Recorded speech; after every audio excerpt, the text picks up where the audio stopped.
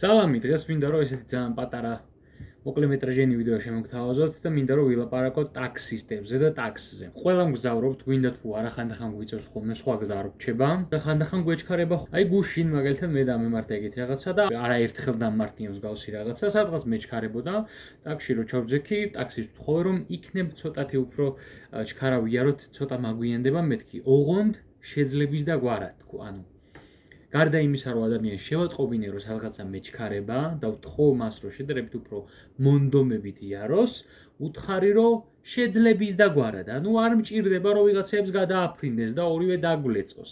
ხშირ შემთხვევაში, როცა მსგავსად თხოვთ ადამიანს რაღაცას დიდი ალბათობით, დაგეხმარებათ ამაში და შეგისრულებთ.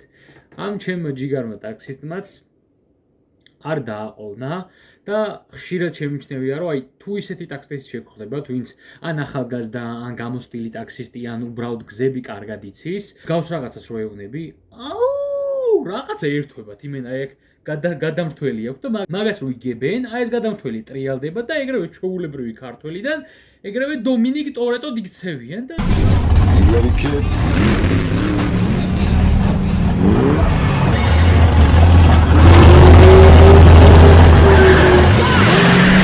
რუსო ჩაჭიდებენ ხელებს კარგად, აი კიდე რომ გადააგდებს ეგრევე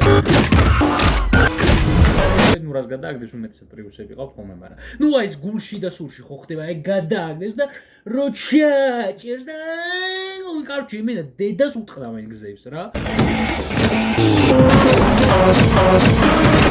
ისეთ ადგილას სადაც 45 წუთი დაგჭირდებოდათ მისასვლელად, 20 წუთში მიგიყვანენ. დედას ფიცა ვარ იმენა, არაერთხელ დამმართნია და ძალიან მიყვარს, იმიტომ რომ რაღაცნაირად ცეცხლი ენთებათ ხოლმე თვალებში და რაღაცა